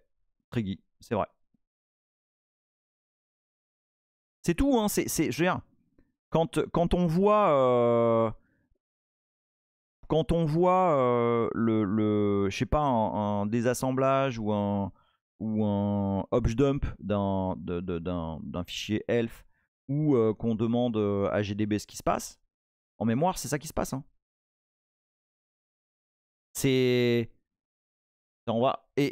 on va regarder un petit truc, juste pour... Bah tiens, on va prendre ce programme-là. Quelle heure il est là? Ouais, allez. Dans le dernier quart d'heure, là, on va faire un petit truc. On va faire un petit code de rien. Ou ce qu'on va faire... Vous connaissez, je l'ai déjà fait quelques fois là, vous connaissez proc self map? Je reprends le terme, pour l'instant il n'y a rien dedans, mais je vous ai déjà montré proc self map. Proc self map, c'est le... Ouais, j'ai switché. C'est en gros... Ah oui. Maps. Voilà. C'est l'organisation du processus courant. Là, par exemple, c'est l'organisation de cat. D'accord? Donc, par exemple, si on prend là, là, ça va être l'organisation de less, par exemple. Bon, il se trouve en l'occurrence, c'est pas less que, enfin, less est un alias vers bat. C'est ça qui fait de la couleur, c'est joli et tout. Et donc, là, par exemple, vous voyez que ça, c'est très probablement texte. Hein, exécutable, mais read-only. Là, tiens, là, c'est la heap. Ça, c'est très probable. Ici, là, il y a probablement data et BSS. Ou peut-être d'ailleurs, ouais, c'est probablement. Là, il y a probablement data, et puis derrière, je sais pas trop. Là, des mappings, mmap et tout, et puis après, les librairies, quoi. Okay. Donc, ça montre l'organisation. Ah, joli, McCall, ça fait quoi, Bat? Bah, il faut taper Batman pour savoir, exactement. Ceci dit, Bat, c'est super. Moi j'ai aliasé Bat sur less Et 4. Ouais, ça, c'est un 4 en plus sympa, ouais. Donc voilà, donc c'est ça que fait ProxAlphaMap. Donc ce que je vous propose, c'est de faire un petit code de rien. Donc où qu'il est. Et ce qu'on va faire, c'est qu'on va déclarer une variable. Donc n'est pas initialisée, donc elle devrait être en PSS. Une variable globale qui va être, elle, initialisée. Donc elle va être dans data. Un petit main des familles. Et alors attention, hein, je vais répondre, je sais plus qui avait dit ça, qui m'avait dit ah bah ouais mais puisque la variable est dans main, elle doit être dans texte. Bah non. C'est là le gros piège, c'est que la programmation fonctionnelle comme ça avec des langages qui sont structurés et dont on a envie de les mapper directement avec ce qui se passe dans l'espace d'adressage, mais en fait ça marche pas comme ça. D'accord? Ça c'est, on l'a dit 2000 fois, ça c'est du sucre syntaxique, c'est tout. Ok? C'est pas, ça ne représente pas ce qui se passe réellement en mémoire derrière. D'accord? Attends, Dumble qui dit, tiens, d'ailleurs rien à voir, mais j'aimerais qu'on m'explique pourquoi des binaires GNU présentent un peu partout dans les distros, exécutent du code différent en fonction du nom de l'exécutable. Tu me donneras un exemple un peu plus précis, parce que je suis pas sûr de savoir de quoi tu parles, ni comment ça se représente. C'est de la programmation impérative. Ouais, je sais pas. Bon, alors après, tu sais, hein, moi, les appellations, j'ai un peu de mal avec. Je suis pas très doué avec les mots-clés pour nommer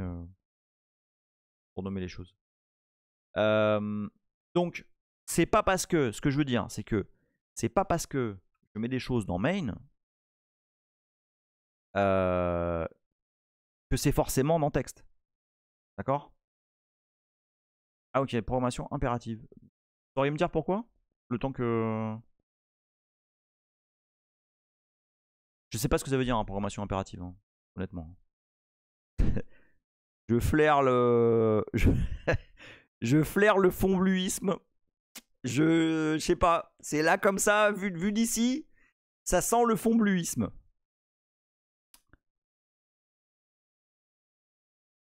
Ah, ok, AZ. Ah, ok, j'ai compris ce que tu veux dire. Ouais, alors bah ça c'est super ça. McCall qui dit, vous avez des références pour dire ça? Ok, impératif égale step by step comme pour le C. D'accord. Programmation fonctionnelle, ça veut dire qu'il y a des fonctions. Ça veut dire que ça respecte certaines règles mathématiques comme le Haskell ou Lisp. D'accord. Ok, moi j'ai toujours cru que fonctionnel c'était parce qu'il y avait des fonctions. Là c'est connement et vous avez toujours dit ça, mais ok, impératif. Ok. Donc ouais, attends. Attention, on va pas se perdre là. Donc, c'est pas parce que j'écris des trucs dans main, ok? Concentrez-vous là. C'est pas parce que j'écris des trucs dans la fonction main que c'est forcément des choses qui vont se représenter dans du texte, dans des instructions. D'accord? Si je fais ça, ça va pas générer une instruction. Enfin si, mais en l'occurrence, cette data-là, ça va être un truc qui va être poussé où, qui va être déclaré où, qui va être déclaré dans la stack. Non, pas dans BSS. Damnit. Non. Je suis dans une fonction. Ok. BSS. Voilà. Alors concentrez-vous, je vais vous hypnotiser là.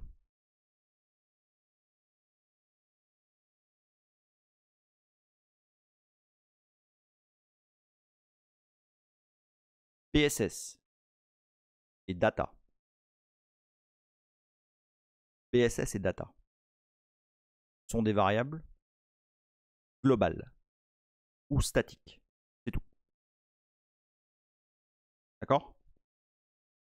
Toute autre variable déclarée dans une fonction est sur la stack. That's it. Qu'est-ce que vous dites? Voulant dire qu'elles n'ont pas d'état sont idempotentes. Il aurait fallu que ce soit statique pour être dans BSS. Absolument. Et main est une fonction. Absolument. Voilà. Main est une fonction. Salut Chromou51. T'es un tout petit peu en retard, hein. Un tout petit peu. T'es là sur la fin. Mais c'est pas grave. T'arrives juste quand on fait un petit peu de code. Domol Carnot qui dit quand c'est en dehors du contexte global, dans une fonction, c'est forcément dans la stack. Exception, tu veux que ça persiste à la fin de la fonction, auquel cas tu mets un statique. C'est exactement ça, Domol 42. C'est tout à fait ça. Non, mais il n'y a pas de souci, salut Chromou, c'est gentil d'être passé. Ok? Donc, BSS, data, global. D'accord? C'est ça, exactement ma call. X est dans BSS, c'est ça. A est dans data, et I est dans la stack. N'importe quoi que je vais déclarer ici, ce sera dans la stack. C'est une fonction, ok? Et une fonction, quand on est dans une fonction, laissez-moi remettre MyPaint, voilà. Lorsqu'on est, où est mon gribouillis? Il est là. Lorsqu'on est dans une fonction, on empile les variables ici. Par exemple, là on a FD. On a toutes les variables que je vais déclarer dans cette fonction. Est-ce qu'on est d'accord? Bon, c'est pour ça que c'était important là, cette petite piqûre de rappel là. Est-ce qu'on est d'accord? C'est pas compliqué, hein. Il y a deux cas de figure dans lesquels les variables sont déclarées dans BSS et dans data. Soit c'est un truc global. Quoi, ça a été perdu? Comment ça a été perdu? Je refais. Une variable globale est stockée soit dans BSS, soit dans data. Dans data, si elle est initialisée. Dans BSS, si elle n'est pas initialisée. Ça va là? Jusqu'à présent, ça va? Léa?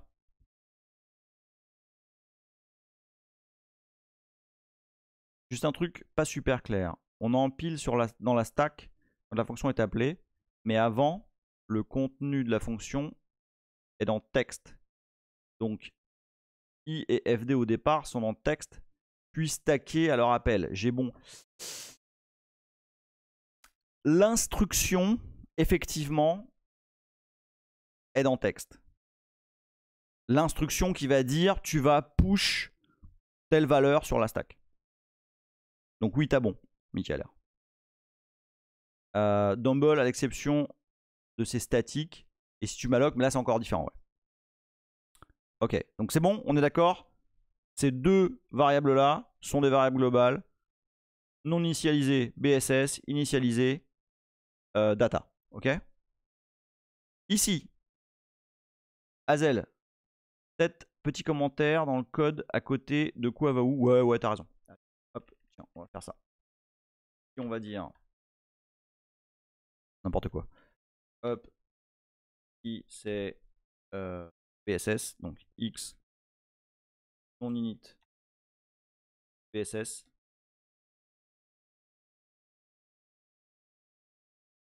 A data. Implicitement global. D'accord? Ici, int i et fd, les deux sont des entiers, sont des variables qui sont déclarées dans une fonction. Main est une fonction. Donc, stack. Ces deux variables sont empilées sur la stack.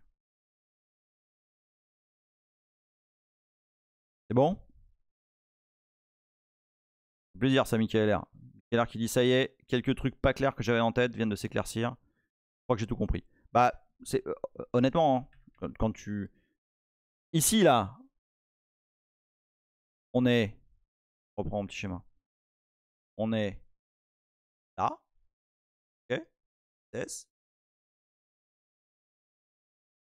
Ici. Oh merde. Ah merde, non, mais attends, c'est pas ça que je voulais faire. Hop. Ici, on est dans data. Donc, là. Et finalement, ici, on déclare sur la stack. D'accord? Et si int i égale 23 dans main, mais ça change rien. À partir du moment où tu déclares une variable dans une fonction, elle est sur la stack. Main est une fonction. Tu déclares des variables dans la fonction, ça va sur la stack. C'est tout.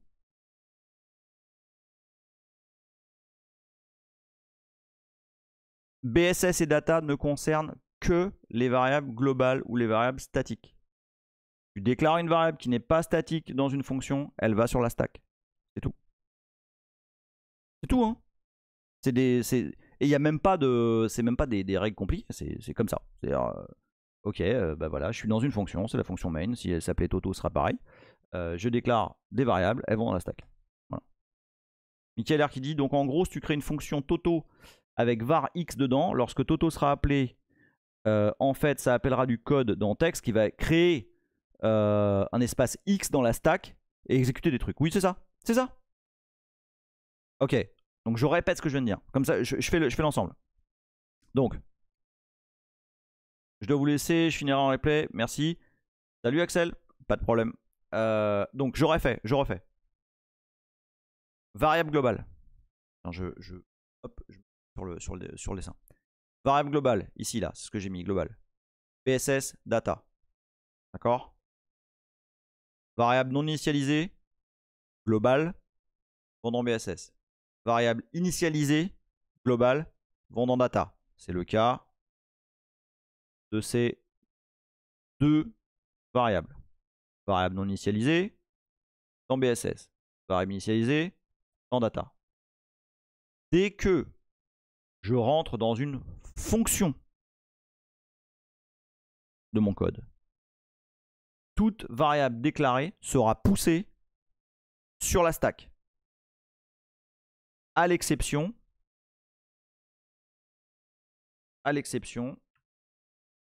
des variables que je déclare avec le mot-clé statique.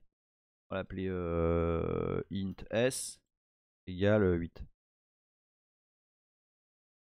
Dans ce cas de figure, tu vas être dans data.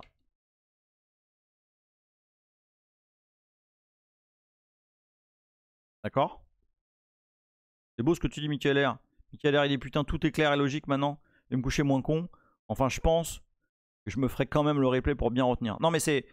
À la fin, hein, c'est des règles. C'est des règles, quoi. C'est tout. Hein, c'est ce que fait. Franchement, hein, c'est ce que fait le noyau, les amis. Hein. Enfin, le compilateur et le noyau. C'est ça que ça fait. Et ça met les trucs dans des sections. Et puis derrière, le carnet, il fait ah bah tiens, ok, alors ça, ok, ça va dans BSS. Ça va. Ok. C'est bon, Hardware là. C'est ok là, ce que j'ai répété?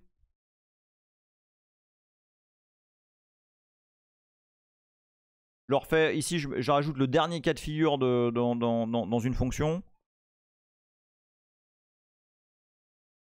Si char étoile de bla, bah c'est pareil. Ou dans main, Léa. Si je fais. Attends, 2 secondes. Je fais ici. Donc là, ici, je fais le dernier cas de figure qui va être stocké dans BSS. Si je fais static int de je sais pas moi, B. Voilà. Si je l'initialise pas. Et c'est pareil. Char étoile de main. La variable, elle est déclarée dans une fonction. Donc elle est sur la stack. Okay, si ici je fais char étoile de C,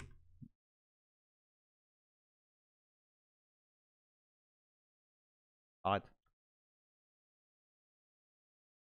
Tac. N'importe quoi que je vais déclarer, c'est facile, hein. N'importe quoi que je déclare dans une fonction, s'il n'est pas précédé du mot-clé statique, sera sur la stack. C'est tout. Attends. Azel qui dit à part quel est le point d'entrée main. Attends, j'arrive pas à te lire, Azel. À part, j'imagine t'as oublié un mot. Quel est le point d'entrée main a des particularités qui en feraient une exception parmi les fonctions normales. Non, non, non, il n'y a pas de particularité. Main est une fonction comme les autres. En réalité, main est une fonction qui est appelée par une autre fonction dont on ne parle pas. Dont j'ai parlé dans Linux from scratch, mais qui est également une fonction. Quel serait, alors, All You Need Is New qui demande quel serait un use case de statique dans une fonction. Alors, je l'ai expliqué tout à l'heure. Imagine que tu as une fonction qui a une valeur. Attends, on va faire void f. Et puis imagine dans ta fonction, t'as, je sais pas moi, char de c qui est égal à x. Et puis tu fais des trucs sur cette variable. Et tu veux, la prochaine fois que tu rappelles ta fonction, tu veux t'en souvenir. Tu veux que la valeur soit enregistrée. Par exemple, là tu fais C++. Et tu veux que la prochaine fois que tu rentres dans la fonction f, bah, ce soit y. Tu vois, que tu sois sûr de retrouver la valeur que tu as modifiée. Donc là, tu vas faire statique.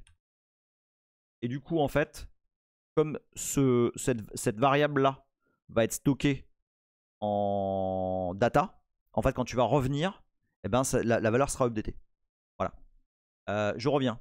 Léa qui dit et char C de 5 machin égale Toto. Pareil, tu le déclares ici. Je la refais. Il n'y a aucun autre cas de figure.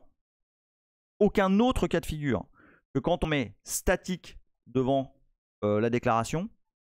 Dans aucun autre cas de figure, la variable serait stockée ailleurs que dans la stack. Ok. Ici, char de t de 5, char de t d'ailleurs, comme ça, boum, égale fou. Là, c'est pareil, c'est sur la stack. Et tu peux me citer tous les types que tu veux. Tout type que je vais déclarer ici qui n'aura pas le mot-clé statique devant sera sur la stack. Voilà.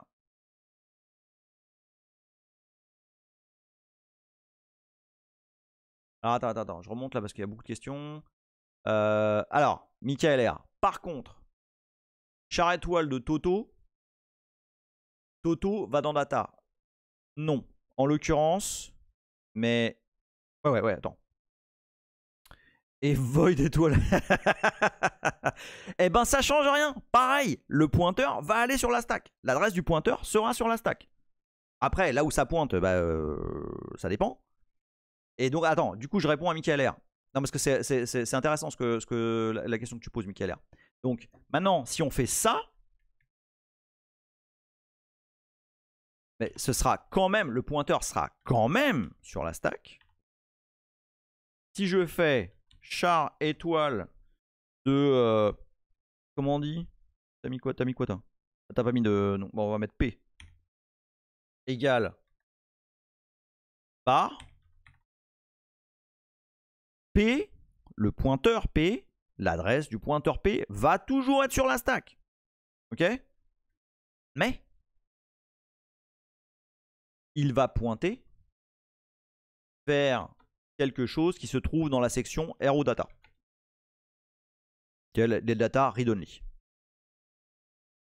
D'accord? Qu'on peut considérer être dans la section texte. Il y a une section en fait qui est read-only pour les datas que tu peux pas changer. Et là en l'occurrence, par ici, dans ce cas de figure là, quand tu dis pointeur machin égale string, ça c'est la section RO data en fait. D'accord? Qui n'est pas la section data, parce qu'en fait, RO data, ça veut dire data read only, et tu peux pas taper dedans. Est-ce que je peux supprimer la fonction void? Oui, bien sûr. Oui, c'est vrai que ce sera plus pratique si vous voulez un screenshot là. Hop. Ouais, non, HeroData n'est pas la section data. Hein. La section data est read-write. La section HeroData est read-only. D'accord? Alors je vérifie là que j'ai pas oublié de questions là, parce qu'elles sont sympas vos questions là. Main est un mensonge. C'est un peu. Oui, c'est vrai. Main est un mensonge. Tu veux compter le nombre de fois où tu calls ta fonction dans un programme. J'ai pas compris ta question, Dumble. Je dirais c'est dans stack, mais Toto dans data. Ouais, c'est ça, ok. Voilà, c'est ça. Ok, enfin en l'occurrence, c'est pas dans data, c'est dans HeroData, mais t'as compris. Ok, Michael R avec C. Non, ok. Ok, bon, c'est bon. Je pense qu'on a répondu à. J'ai raté personne là?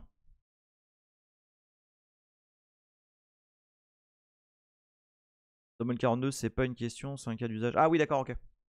Oui, oui, tout à fait. Ouais, ouais, bah, par exemple, ouais, pour compter le nombre de fois, oui, tu as tout à fait raison. Ouais. Un cas d'usage, ouais, tu as un compteur qui va incrémenter à chaque fois que tu appelles la fonction. Ouais, c'est un très bon cas d'usage. Est-ce que tout le monde est clair avec ce qu'on vient de voir? Ardoiras qui dit attends, tu peux confirmer ce que j'ai écrit plus haut? Une variable dans une fonction, ce qu'on appelle une variable locale. Oui, tout à fait.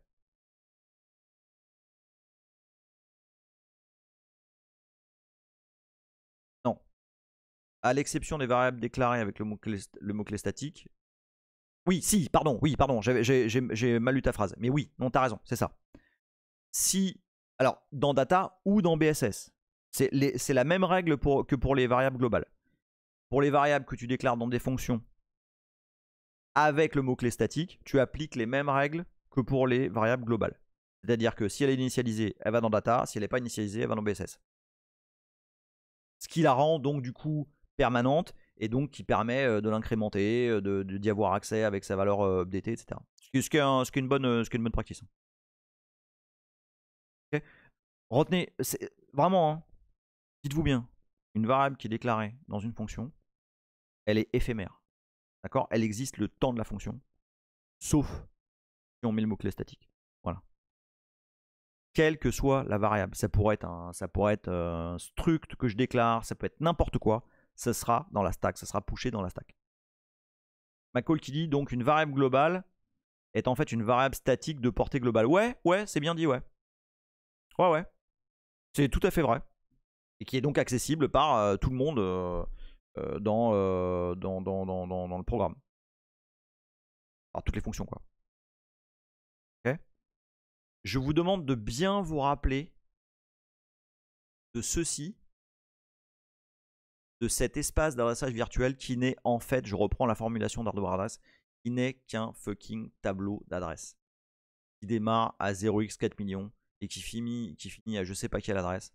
Et en fait, quand vous rentrez un truc dedans, bah vous êtes dans une case, ni plus ni moins.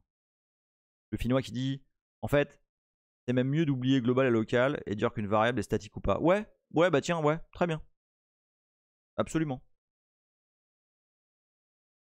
Démystifiez le truc, démystifiez. Dites-vous, le processus qui tourne, c'est juste une suite d'adresses. Et ces adresses, elles sont organisées par le noyau avec des rôles pour chacune. Et c'est tout. Dumble qui dit en gros la stack égale l'IFO. Last in, first out. Non. Non. La stack elle est FIFO. Hein. C'est le dernier truc que tu prends, que tu pushes dedans, que tu pop. Last in, first out. Non, oui, t'as raison, c'est l'IFO. T'as raison. Désolé. Oui, non, t'as absolument raison. Tac. Pour toutes les variables non statiques d'une fonction. PSS, les variables non initialisées, global et statique initialisées. Data, global et statique initialisé. Différentes 0. Et le hero data pour les constantes, ouais, c'est ça. Les chaînes de caractères en dur. Et le point texte, le code du programme. Ouais. Les chaînes de caractères en dur, en fait, sont en hero data. Hein. De même que les consts.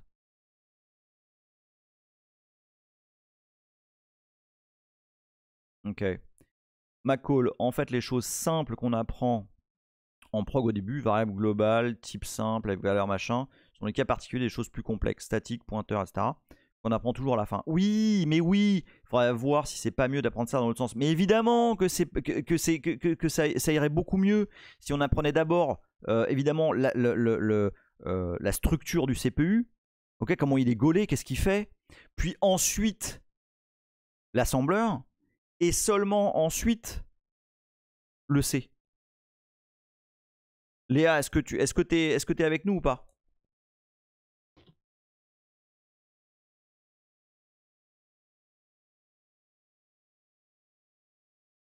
Profites-en, hein. Parce que là on est vraiment...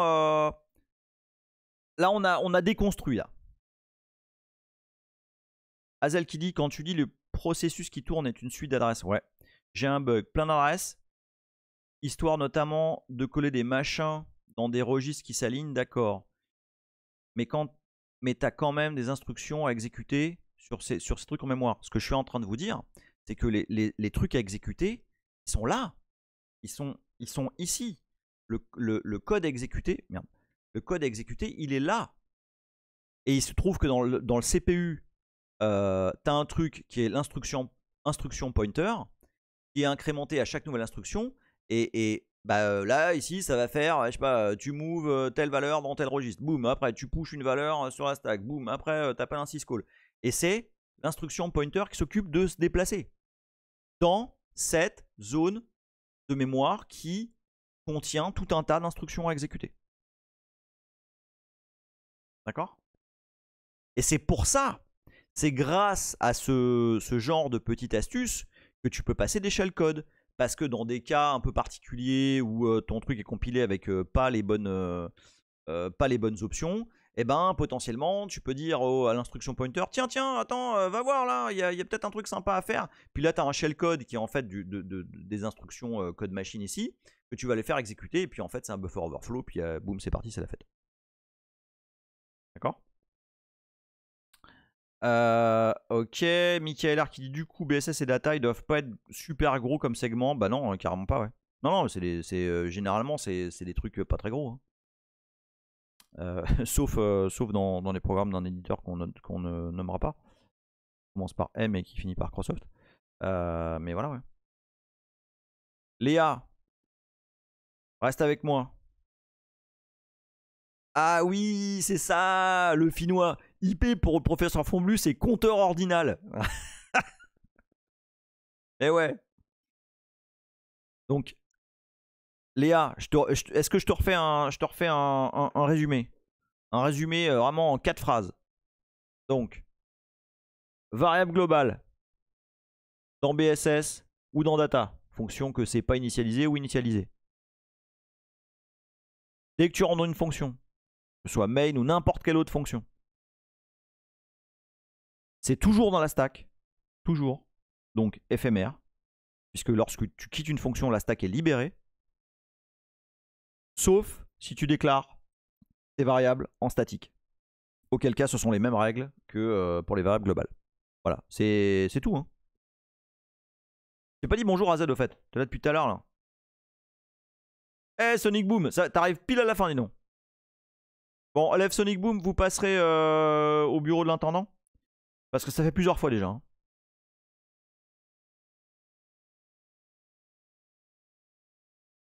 Léa, si tu veux poser une question d'un truc à côté duquel t'es passé,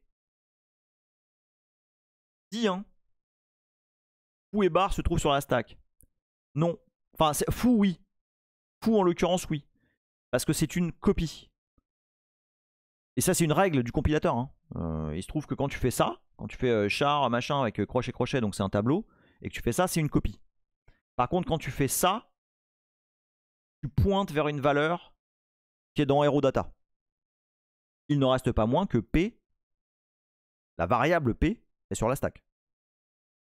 Mais l'adresse qu'il y a dans P, bah, c'est une adresse qui pointe vers HeroData. Dumble 42. En vrai, un processus, c'est en 32 bits 4 Go de mémoire, oui. virtuelle, de 0 à 4 milliards, absolument. Chaque case de cette mémoire est accessible en lecture et ou écriture ou exécution. Oui. Ensuite, par convention, on définit des sections, sous-ensemble de mémoire, tout à fait, qui ont une adresse de début et une adresse de fin, avec des droits spécifiques et une utilisation spécifique. C'est exactement ça. De son côté, le CPU a quelques registres d'état et le tout permet d'exécuter ton programme. Bah ouais, bah c'est une très très bonne définition. Sonic Boom, depuis quand il y a de la pub pour rejoindre le Love to... Ah merde, c'est vrai, il y a de la pub, sérieux? Ardoise qui dit il se fait sponsoriser par Uno et SudVPN, ouais c'est ça. Bon, on va arrêter là parce que ça fait bientôt 2 heures. C'était, je pense, j'ai fait à peu près 10% de ce que j'avais prévu, mais c'est pas grave parce que c'était pas mal tout ça. J'ai eu, là, je suis content là parce que j'en ai plein d'entre vous qui ont compris des trucs et ça c'est vraiment, l'objectif. Quand ça se passe comme ça me fait bien plaisir. N'hésitez pas, ceux qui ont encore des flottements et tout, n'hésitez pas à poser des questions, que ce soit sur IRC, que ce soit peut-être sur... On peut faire des fils hein, sur Twitter où je vous réponds et tout, il n'y a pas de problème. Hein. Voilà, et puis s'il y a des trucs qui sont pas clairs, gardez-les, vous les posez la prochaine fois, il n'y a pas de souci. En tout cas, j'espère que là, on démystifie grave ce que c'est que finalement la zone d'adressage d'un processus. Qu'est-ce que c'est? Qu'est-ce qu'il y a dedans? Comment ça s'exécute? Et vous avez vu, finalement, c'est rien de plus que... En fait, Dumble a super bien résumé. Hein. Si tu peux condenser ça, Dumble, ce que tu as mis dans un tweet ou 3, c'est assez cool. J'ai beaucoup aimé. Vous avez eu beaucoup de bonnes analogies aujourd'hui. Je trouvais ça cool. Genre la MMU qui est une sorte de natte mémoire. C'est très classe. Franchement, ça fait bien plaisir d'avoir vu ce genre de raccourci. Bon, je vous fais des gros bisous. C'était encore un bonheur de vous avoir. C'était un plaisir de vous raconter tout ça. Et c'est un honneur de vous voir comprendre des trucs. Si vous regardez ce live sur YouTube, n'oubliez pas de vous subscribe. Il me manque encore 100 et quelques, 150, 170 abonnés pour pouvoir monétiser. Pour l'instant, je ne peux pas. Donc mettez des pouces, abonnez-vous, sharez, tout ça. Faites connaître la chaîne. Et je vous en remercie d'avance. Je vous fais des gros bisous. Je vous souhaite un très bon week-end. À très bientôt. Et à mercredi pour un open bar pour lequel j'ai pas de mini-sujet. Allez, ciao et à bientôt.